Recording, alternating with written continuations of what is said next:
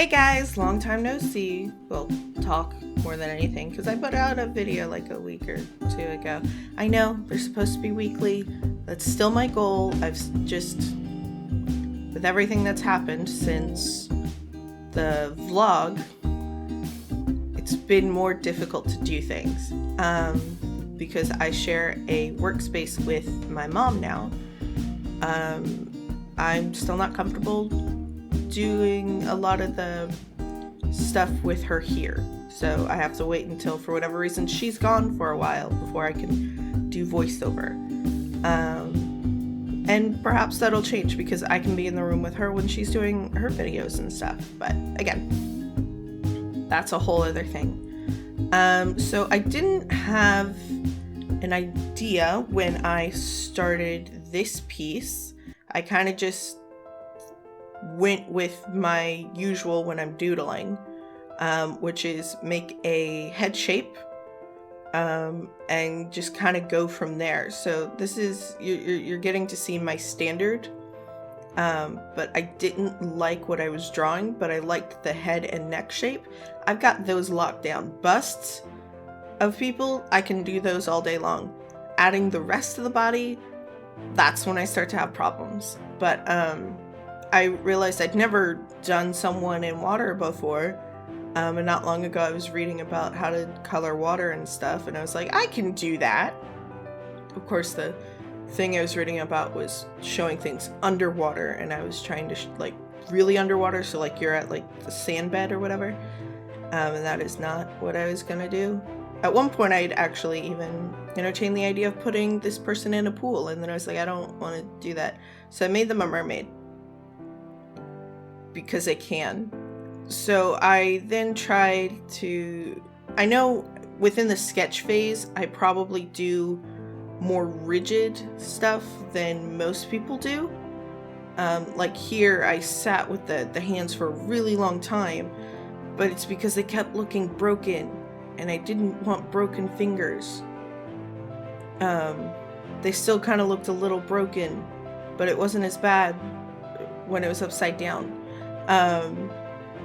And I didn't know why the arms were the way they were. I kind of just had in my hand that, you know, that's just trying to keep afloat and everything, and so that's why they're the way they are. I think this hand ended up looking a bit better, but I think it's because it fits more in the process of how I'm used to drawing things. And then the other issue I was having was just like foreshortening, and then they're under the water, and so it's a lot of mental things that I was struggling with this. But I liked the tail and being able to mess with that. I think overall it ended up being a really interesting shapes for me to deal with. And I see here, you can tell I'm still struggling getting used to Clip Studio. I've not been using it very long. I usually just default to using Procreate, but it's a lot harder to make a video with this stuff from Procreate because it only does time-lapse. Trying to screen grab your iPad is much harder. It requires a lot of other stuff. But anyway, I realized, I think around this time in doing the drawing, that I didn't want to do line art. I didn't want to do line art. I usually do, but I've been really liking watercolor lately, and so I just wanted to start blocking out areas more. I also liked this thought that I had for the hair, where the hair's floating on the top. Even when I was sketching this out, I knew I wanted it to be braids or dreadlocks or something like that, but I wanted to have the shape how I wanted predetermined. I also tried to remember to label things. I did not do that very well. But I also wanted to limit myself to the colors I was using. So I limited it to some reds, some browns, or so I picked base colors for her and the water, and then a highlight color. And then I was like, I don't like that I can't get a good shading and stuff with what I picked, so I allowed myself to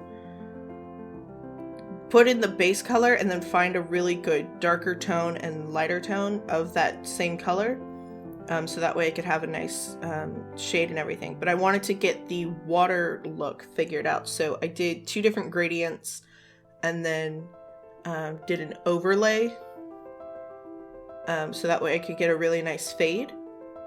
Because I was going to have her completely on, I was still going back and forth about whether or not she was going to be completely underwater.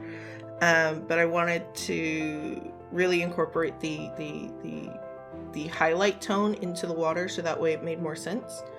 And I was still trying to figure out which watercolor brushes I wanted to use and all that stuff. So I knew I needed to put down a base color for everything.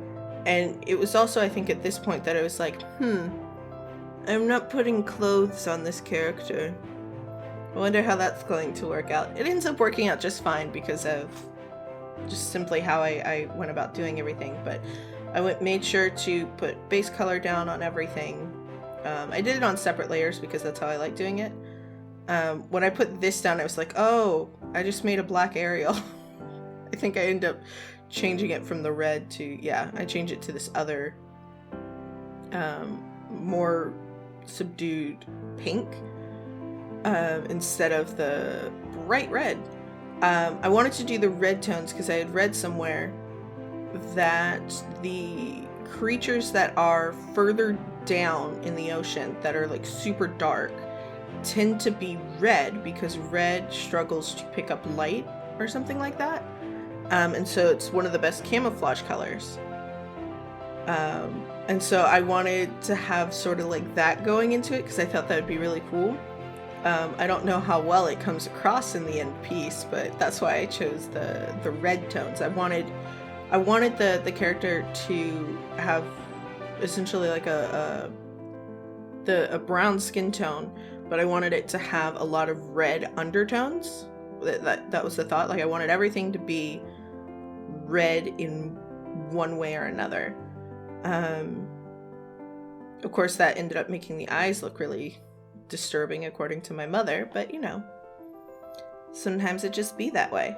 But I wanted to, at this point I was just putting in different base shading things so that way I could get a real idea of where the light was coming from, how deep shadows are and stuff.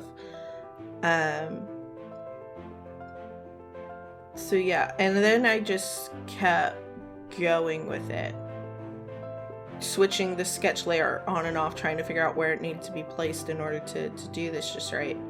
And it was around this point that I realized I need to pick different shading colors.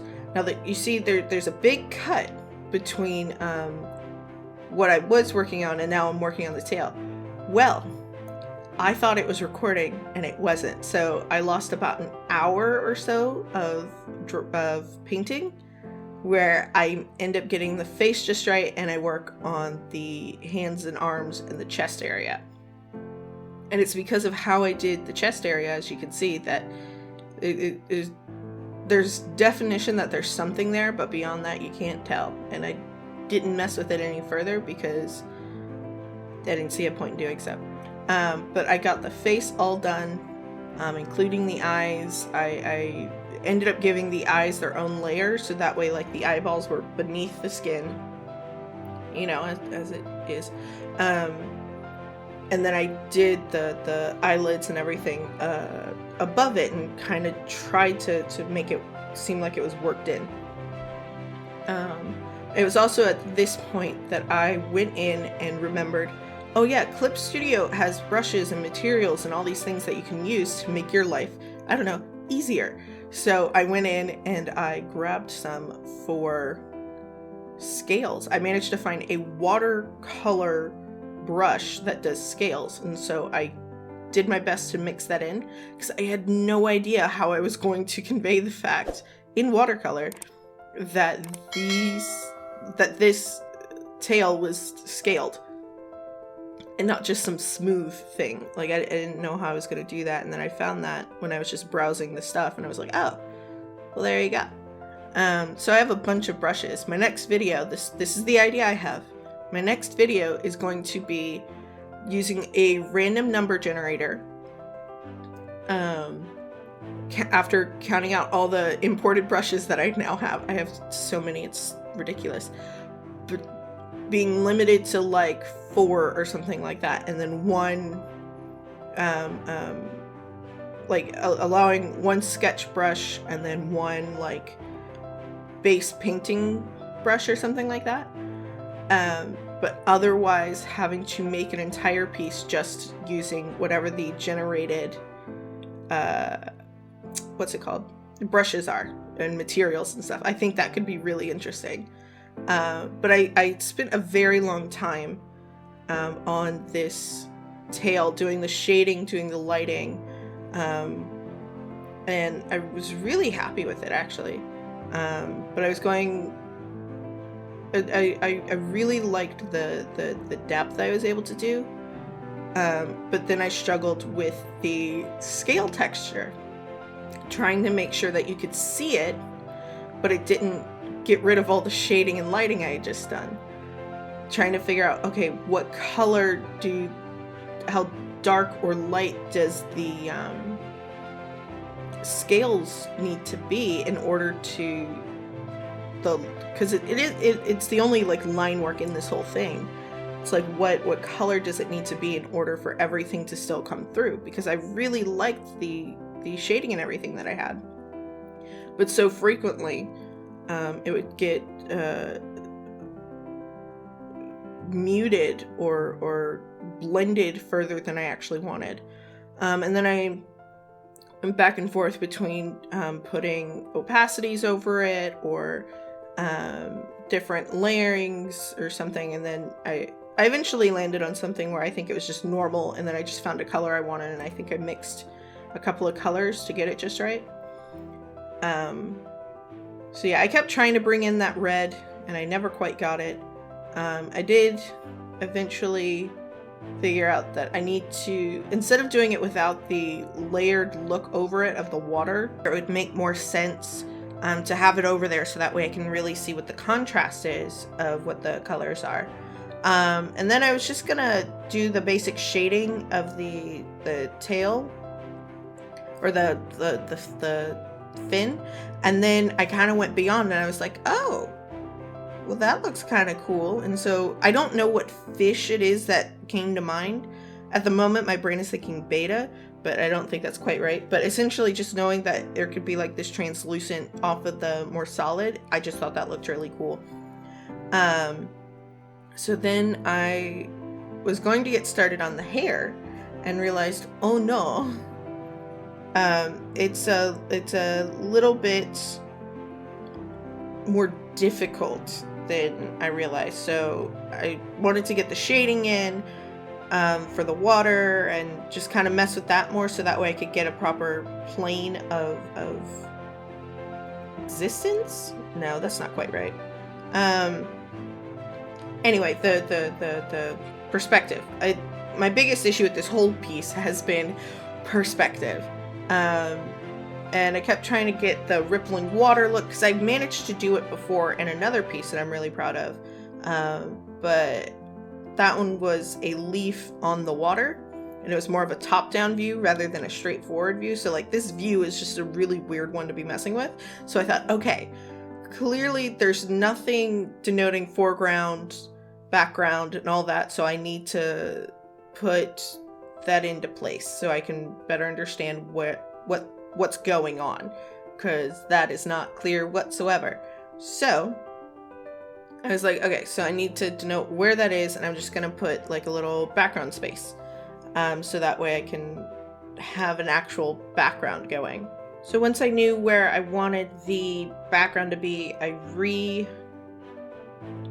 messed with the water again, because I realized I needed to have that better in. And I also, again, I started organizing again. I don't organize as much as I should, but you know, but I needed to know where the top of the water was, where the water was going back, and where it was going down. So that's what these weird lines are that I have in here. so that way I know where the angles need to be. Not that I did it very well here at the beginning, but that was the idea. So I instead of having a generated gradient, I kind of made my own using blending and stuff. I've really gotten into watercolor as just like the look, because I like how soft it is. And that's kind of why I went ahead and painted my character, because I really like Bob Ross's method of doing things, but those end up being very soft in comparison to what I would do otherwise. So by taking a lot of those methods and applying them to the character, that allows the character and the backgrounds or whatever surrounding stuff to better mesh, which I like a lot. Though I have seen stuff where the background and the characters look really different, but it has to do with the fact that it's like an animation. So the background can be more still and detailed, whereas the characters need to be more simplified so it's easier to animate. But that's a whole thing. I'm not animating at the moment. I have animations I haven't finished. But anyway, so I tried to just do like leave the background where it was, but I was like, oh no, I'm not going to get the proportions I want. I'm not going to get it to look exactly how I want. So I just decided to essentially do a whole other piece in the middle of this piece in order to get the piece to look how I wanted. So this is me trying to do some of the Bob Ross stuff without being able to really do it. So on Procreate, I downloaded brushes that are based off of the Bob Ross brushes, so that way you can kind of get the effects. In this one, I'm just using the same watercolor brush that I've been using the entire time. One of the reasons I like the watercolor brushes is because you can blend with the brush if you want. It's all about pressure. So if you add more pressure, it just applies the color, but if you do it really lightly, it blends with that color. So it's really nice. You end up, it's a little bit like Copic markers in that way. Now, obviously the pushing of the color in the way that Bob Ross is able to do I wasn't able to get that quite exact, but I got it close enough to where I'm happy. Now, originally, these shapes were going to be bushes, and then they ended up just being boulders because they didn't know how to get it to look like bushes how I wanted. But I liked how these trees came out like a whole heck of a lot. I'm really proud of these trees. After finishing doing it, I probably would have gone at it a little differently, but I was figuring it out as I went. So, you know, you're just gonna figure it out. Like, I would have done this lighter pink color all the way through, and then the other colors, I would have had those only on like half of it or whatever, so that way you could get a really nice blending. So like the red would have only gone to the half that it's at, and then the yellowish gold would have been exactly where it was, but that light pink would have gone all the way through. So that way it really looked like it had a better 3D effect. But considering it ends up being a background, I think it works really well. If the piece was just this, I would have started over and done it that way. But because it wasn't, I'm able to do it the way that I have it and be really happy with it, actually. I've done the mountains like that before in another piece that I'm really proud of. I like doing mountains. I really like Bob Ross, so a lot of my ideas of how lighting and shading and that kind of stuff, even though I've had on and off training with art stuff, like I've taken some art classes over the years, a lot of it still comes from the watching Bob Ross. I don't follow along and do Bob Ross stuff, but I watch it and I take in the commonalities and learn those lessons and move forward. And that's what I do with a lot of things. Like when I first messed with 3D pens, I'd been watching people use 3D pens for like a year before I ever got my hands on one in a class where we got to mess with them. And people were like, oh my God, do you have one of your own? How long have you been doing this? And it's like, I've never touched one before. I've just watched a lot of different people use them. That's also how I learned to drive mostly, was I spent my entire childhood watching other people drive and ask questions, and just applied all that knowledge when I finally got my hands on being able to drive. But that's how I learn everything, is I just watch a lot of different people do things, find the commonalities, and apply it. That's why I like stories. You can always find a grain of truth within anything, because there's always a grain of truth in a fairy tale, and whatever it is, whether it's a moral, whether it's somebody telling you something about themselves. There's always something at that root that you can find by looking at the other things they've told you, or that you've heard, or whatever. So I find that kind of stuff fascinating, which is why I got a degree in storytelling. Anyway, not that I use it as much as I would like to. I do, just not as much as I would like to. But is at this point I messed with the water some more because I wanted it to blend better. And I got to the hair. At this point I had already downloaded some dread and braids. And I thought, oh, maybe I can just put the dreads in. I ended up using the braid brush, and using that to get where the things were going to go. And I still had no idea how I was going to get the braided look or the dreaded look or whatever, but I just thought, all right, scrap the throwdown of the color that you had before and just put down a new batch of color, see what happens. And I did it in like a swirling motion, or ribboning, or however you want to look at it, or call it rather. So that way you could still get like the bumps and it wasn't just a straight line, which ended up helping a lot. And I thought about leaving the lines in, but again, I wanted to make it look more of a painted look, so that really wasn't going to work. So I started shading just the bits that I had put in. And then when I did the left half of the hair, I still had it at the same brush size, but when I did the right hand, I shrunk the brush a bit, so that way it was more of an under it, and then kept that size when I did the lighting or the highlights, and it ended up looking exactly not exactly, because I've never managed to do that, but it ended up looking a lot closer to what I had in mind when I first pictured what the hair would look like. Because you still get the texture of it, you still get that there's a lot going on here without losing out. And I copied that, what's it called? What are you called? It's a layer. They're called layers.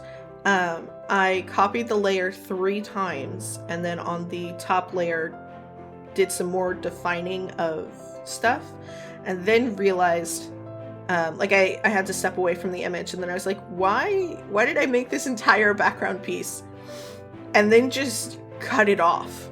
Like, I made sure to save it and put it into another file so that way I didn't lose it forever, but I was like, this would look a lot better if I just had the background being the background and then the foreground being the foreground, and like just have it the way that it now is, and I think it looks a lot better than having it as more of a square. And I was able to put in the what the sky looked like, which I think better by doing that, it makes the color choices seem more cohesive, at least to me, because all of it is there, because otherwise it's just a lot of blue, because, you know, water. I thought about making the water not blue and have it being the reds and stuff, but then I felt like I was going to lose everything if I did that. Like, there would be no definition between things. So I needed to keep the blue where it was. I struggled a bit with, again, just getting the shadows and everything with the water, and I think I would have benefited from looking up reference. I suck at actually using reference sometimes. because I'm like, I know what things look like, and then you get stuff that looks like this. So at this point I realized I wanted to make it look even more like she's in the water, because otherwise if she looks more proportioned in the water than out of the water, no, if she looks more proportioned under the water, what does that mean? She looks like above the water, because there's displacement and stuff when you can see above and below. So I separated the two bits so that way I could manipulate. I separated and copied, so I still had the original piece as a whole piece, and then I had them to where it was the bits above the water and the bits below the water, and started distorting so that way it better looked like what I wanted. Again, if I was using Procreate, I knew exactly how, like, what I wanted to do, so I was trying to figure out how to do that here in Clip Studio without having to look it up, which, you know, would have made it go a little faster, but she's doing a little dance this way, so, you know. I use she, I don't know, it's default. Anyway, my default's they, but point being, I ended up managing to find what that distortion was that I wanted, and applied it. And I think, again, in Procreate I would have done it differently. I like what I was able to do in Clip Studio, especially since I'd never done it before, and it looks weird, but again, consider it better solidifies the fact that this character is in water, so things look different, and that the water is rippling, because it changes what the stuff looks like when it's like that. If I were to do this piece again, I would probably look up how to do the things that I want to do in it, instead of just being like, and just barreling forward. But that's just kind of what I do. I just do what I can. But yeah, I'm really happy with the outcome of this piece. I know my mom finds the eyes unsettling, but I think it serves the purpose that I originally intended with it, which was for the character to be kind of unsettling and to read as possibly being from the depths and for some reason coming above. So yeah. Still haven't figured out how to do watercolor or watermarks and stuff, but that's the piece. I'm happy about it. And yeah, be on the lookout for that challenge video. Fingers crossed for next week. If you guys have any suggestions for what that should look like, let me know.